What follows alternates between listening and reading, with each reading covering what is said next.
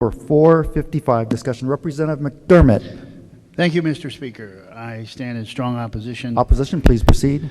First of all, I want to thank the Judiciary Chairman for his patience and kindness during the hearing. He gave me wide latitude in questioning, always treats us fair, and always treats us, even members of the minority, fully empowered members with respect and dignity. So I want to thank you, sir, for that.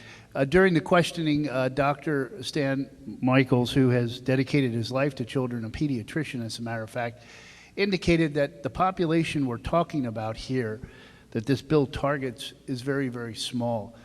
Anecdotally, he said, so you take that with a grain of salt, could be much higher, much lower. He said 1% to 2% of children come and want this sort of counseling without parental consent. Now, when we say 1% to 2%, Mr. Speaker, we are removing, to get to that number, and I tried to pin him down under questioning, all the foster children, all the homeless, the runaways, the kids who are on the street are already under the auspices of the state. So they're not included in that 1% to 2%, meaning the state has already the authority. If a homeless child, they pick him up, they can get him the treatment he needs or she needs. And the foster children, the state is the parent, if you will. So those children, those highly at-risk children, those children who are the most vulnerable of all, are already under the state's auspices. So what we're talking about, Mr. Speaker, this 1% to 2%, are my kids, are your kids. These are children who come in who, assumably from a good home, and for one reason or other, according to the pediatrician, they want mental health services but don't want their parents to know. So I asked him, I said, well, shouldn't parents be part of the solution? He said, absolutely. Well, logically to me, it would occur that if you're the pediatrician and a 14-year-old comes in and expresses some grave concerns, you would set up a consult with a child psychiatrist, tell the parents, Johnny or Joni needs to go see a psychiatrist. I want you to go there with them. And the parents are part of the solution to whatever that problem is. Now, if it's a young lady and she's being molested, well, we need to call the cops right away on the dad, right? I mean, something of that nature. But if it's a psychological distress, parents have to be part of the solution because the child is assumably living with those parents. Parents need to be included in the solution. And also what I find troubling is this child is in such distress that can't think logically, can't make rational decisions, yet at the same time can make the rational decision to, I do want to seek psychiatric counseling or therapy, but don't tell mom and dad. It seems strange to me. Now the state will pick up the cost, which was a surprise to me. I didn't know that. But the state will pick up the cost. What is most troubling, though, to me,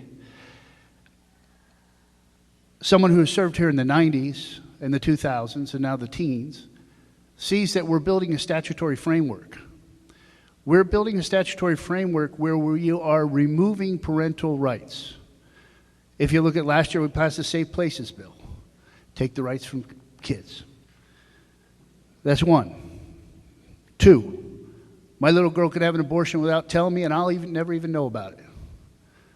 3, I can't see my daughter's health care record if she's over 14. If she's 14, unless that she tells the doctor it's okay. Now 4, mental health care services. What's next? I'm going to put my Nostradamus hat on. There will be another bill next year, chipping away at parental rights again. And within 20 years, the 14-year-old will be totally emancipated from their parents. So I just listed 4 things. Although the Safe Places didn't pass, it's still languishing in the, I guess, finance or somewhere, but it didn't become law as I understand it. Those are 4 issues that this body pushed forward. Taking away my rights as dad.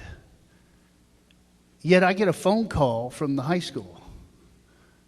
Little Joni didn't do her homework. Representative Tupola, would you yield your time? I yield my time. Thank you very much. Little Joni didn't do her homework. Little Joni didn't do her homework. By the way, her name's not Joni, so for the record. But she didn't do her homework. You're calling me about homework. Homework. Yet you want to exclude me from these life-altering decisions because ostensibly the 14-year-old knows better than I do. Parents have constitutional rights, and that's not a Bob McDermott made-up idea. It's actually a right, as articulated by the Hawaii State Supreme Court. The only way you can remove a child from the parent is if that child is in danger. Danger. That's a very, very high standard to remove a child from parents. And we are statutorily chipping away at that parent's constitutional right, as articulated by the Hawaii State Supreme Court. You see, I've been in family court about 25 times, so I have a pretty good idea as a layman. I'm not an attorney, obviously. But parents have a constitutional right to raise their children, and we're chipping away all the time. And next year, we'll be back and chip away again. Who speaks for the parents, the decent parents who want to raise their kids and be included in the decision-making process? No family's perfect. My family's perfect. Not perfect. I'm sure your family's not perfect. We all have challenges and many crises day to day. But we keep chipping away at parental rights. And Mr. Speaker, I know it's second reading and you don't want to hear me talk, but I don't get to go into caucus with you and share my views. I'm not part of that team. So the only way I can share my views with you is right here on this floor right now. And that's what I'm doing, chipping away at parental rights. We do it over and over again because the unnamed therapists and the children know better than mom and dad. Mom and dad have a constitutional right to raise their children as articulated by the Hawaii State Supreme Court. I think we're chipping away at that right, and I don't like it. Thank you, sir. Thank you very much, Representative. Further discussion, Representative Ward. Speaker, for the same reasons as the former speaker, mentioning the nanny state taking over the family.